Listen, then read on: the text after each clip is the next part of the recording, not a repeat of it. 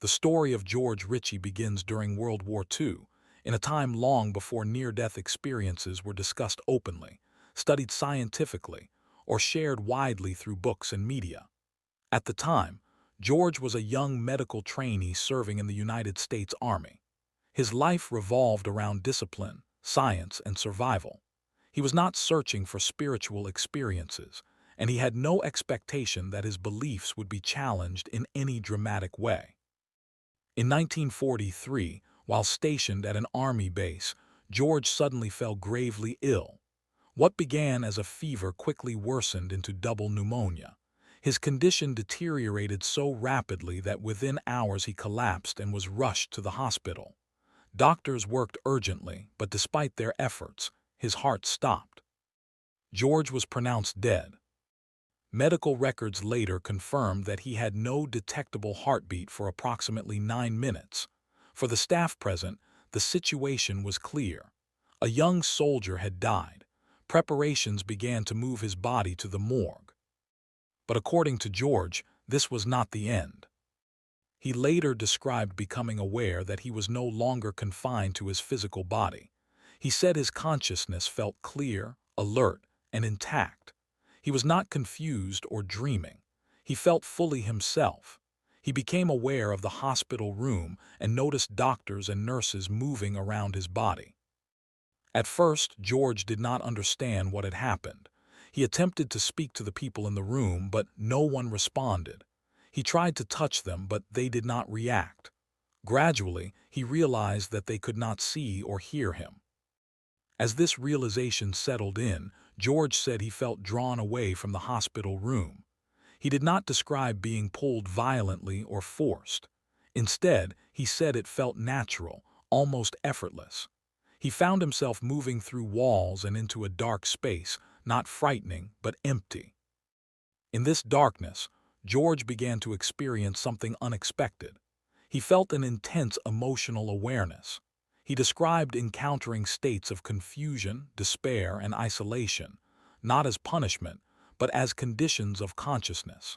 He later interpreted this as an experience of what happens when a soul remains focused inward, disconnected from love or meaning.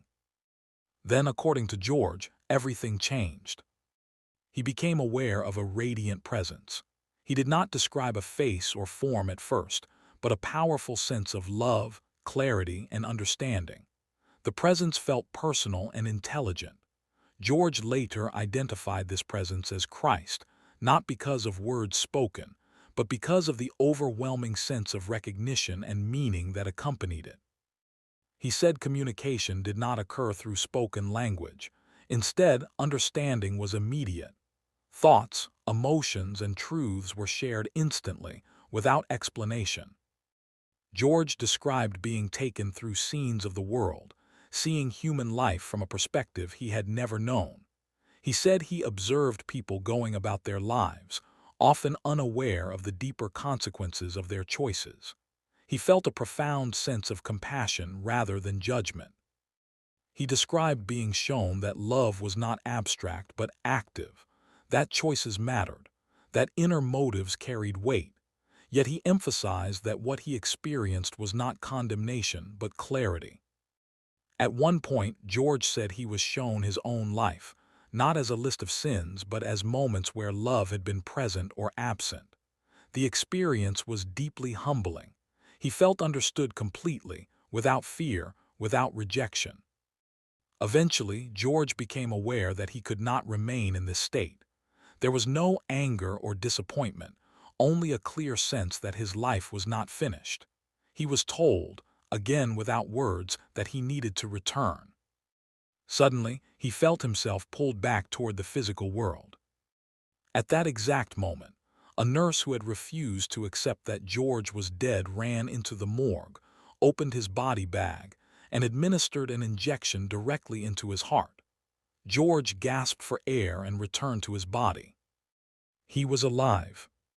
In the days and weeks that followed, George struggled to understand what had happened. He was not eager to tell others. He worried about being dismissed, misunderstood, or labeled unstable. Over time, however, the experience changed him profoundly. George went on to become a physician and later a psychiatrist. His career was shaped not by a desire to prove the afterlife, but by a deep compassion for human suffering. He became less interested in appearances and more focused on inner life, purpose, and love.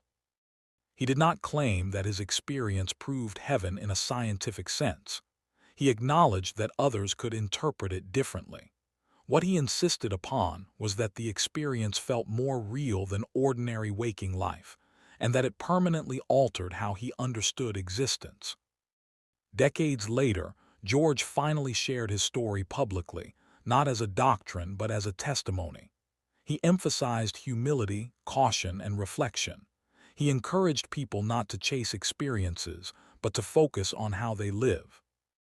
Whether one believes George Ritchie encountered an afterlife, a profound psychological state, or something beyond current understanding, his account remains one of the earliest and most influential near-death experiences ever recorded. Not because it was dramatic, but because it changed a life quietly, deeply, and permanently. If you found this story meaningful, consider subscribing to Truth Beyond Life for more calm, thoughtful explorations of near-death experiences, faith, and what may exist beyond this life. And I'd love to hear your thoughts. Do stories like this raise questions for you, offer comfort, or challenge your perspective? Feel free to share in the comments below.